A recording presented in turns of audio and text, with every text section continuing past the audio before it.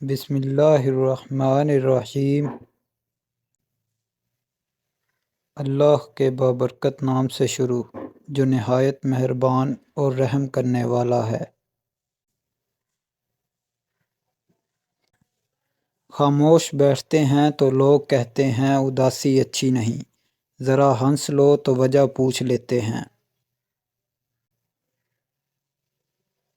ہمیشہ سمجھوتا کرنا سیکھو، کیونکہ تھوڑا سا جھک جانا کسی رشتے کو ہمیشہ کے لیے توڑ دینے سے بہتر ہے۔ یہ زندگی صرف تب تک ہلکی ہے جب تک سارے بوجھ ماں باپ نے اٹھائے ہوں۔ صحیح معنوں میں مضبوط بننے کے لیے آپ کو اس قابل ہونا پڑتا ہے کہ اپنے دکھ کے ساتھ کھیل سکیں۔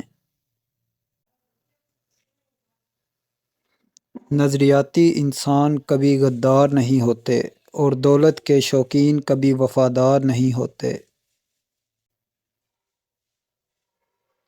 جو ان کے کھول کناروں تو بیڑیے نکلیں، یہ جتنے لوگ یہاں پارسا بنے ہوئے ہیں۔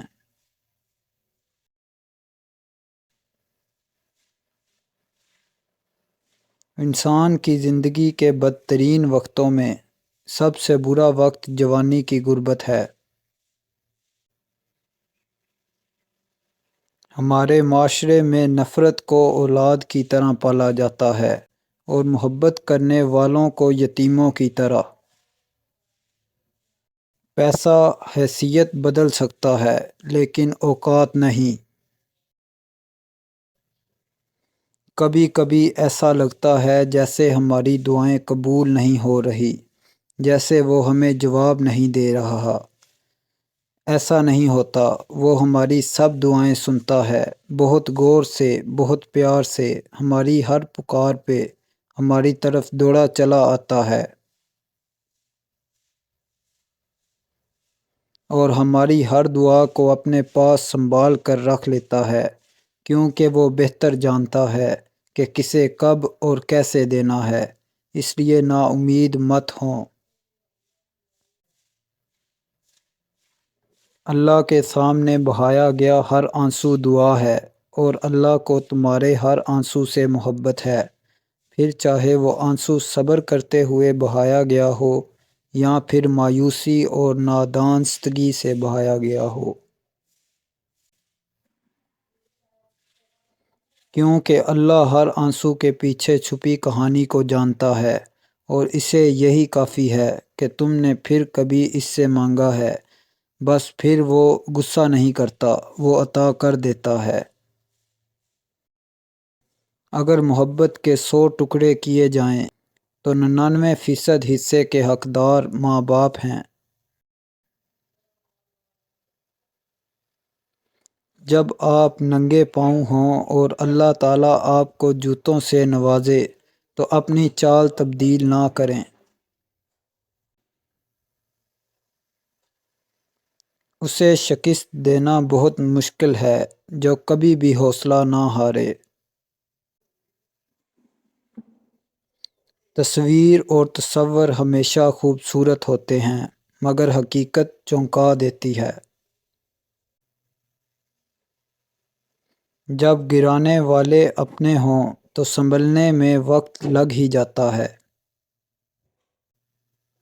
اس بھاگتی زندگی میں کم از کم اتنا ٹھہراؤ ضرور پیدا کریں کہ آپ سکون سے نماز پڑھ لیں۔ کوئی ایک چہرہ جو باقی چہروں سے الگ اور نمایاں نظر آنا شروع ہو جائے تو سمجھ جاؤ کہ محبت کو محبت سے خطرہ ہے۔ یقین کی پختگی اور اطلاق کا حسن جس انسان میں ہو، وہ ایک ہی وقت میں خالق اور مخلوق دونوں کا محبوب بن جاتا ہے۔ جو کسی سے فائدہ اٹھانے کو اپنی قابلیت سمجھتا ہے، وہ بہت جلد خود بے فائدہ انسان بن جاتا ہے۔ وہ الفاظ دوسروں سے کبھی نہ کہیں جو آپ دوسروں کے منہ سے اپنے لیے نہیں سننا چاہتے۔ خودداری کے ساتھ اپنی زندگی گزارو، عزت نفس زخمی ہو جائے تو روح بے جان ہو جاتی ہے۔ زیادہ سمجھدار اور زیادہ بیوقوف میں کوئی فرق نہیں، کیونکہ دونوں کسی کی نہیں سنتے۔ جب دل میں میل، طبیعت میں ضد اور لفظوں میں مقابلہ آ جائے تو یہ تینوں جیت جاتے ہیں، بس رشتے ہار جاتے ہیں۔ جس نے سکھ میں شکر کیا، اس نے دکھ میں رب کو بہت قریب پایا۔ جتنی مرضی کتابیں پڑھ لیں، زندگی کا فلسفہ اس وقت تک سمجھ نہیں آتا جب تک حالات و واقعات خود پر نہ بیت جائیں۔ میں موت اور اگلے جہاں میں جانے سے نہیں ڈرتا، لیکن وہاں دنیا والوں کے ساتھ دوبارہ ملنے سے ڈرتا ہوں۔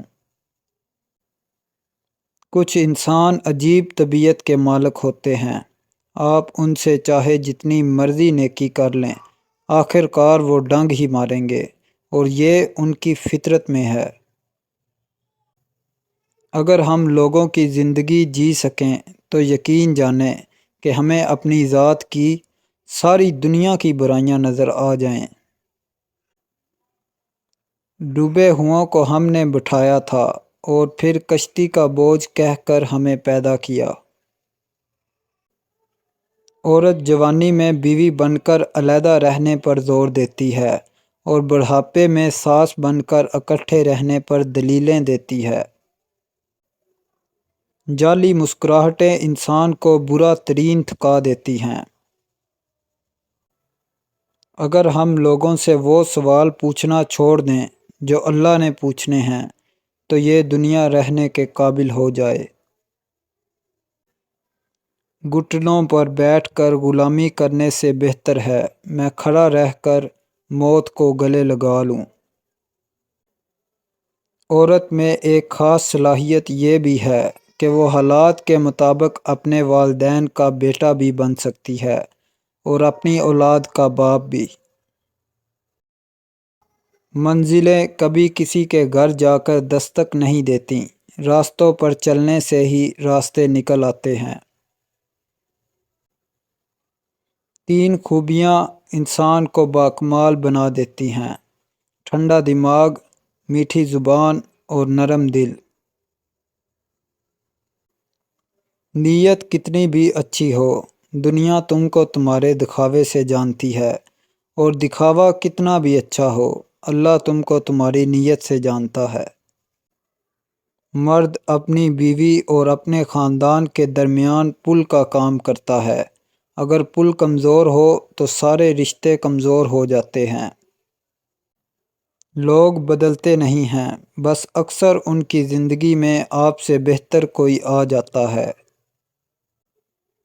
تاریکیوں پر ہزار بار لعنت بھیجنے سے بہتر ہے کہ ایک شمع کو روشن کر دیا جائے۔ نیند اور موت میں کیا فرق ہے؟ کسی نے کیا خوب جواب دیا، نیند آدھی موت ہے اور موت مکمل نیند ہے۔ دن کو اس طرح نہ دیکھو کہ تم نے کیا پایا ہے، بلکہ یہ سوچو کہ آج تم نے کیا بویا ہے۔ اگر تنقید ہی کرنی ہے تو نرم لہجے میں کریں، کیونکہ نرم لہجہ ضمیر جگاتا ہے، جبکہ سخت لہجہ انا کو جگا دیتا ہے۔ رشتوں کی قدر کیجیے، کہیں ایسا نہ ہو کہ کوئی احساس کرواتے کرواتے تھک جائے۔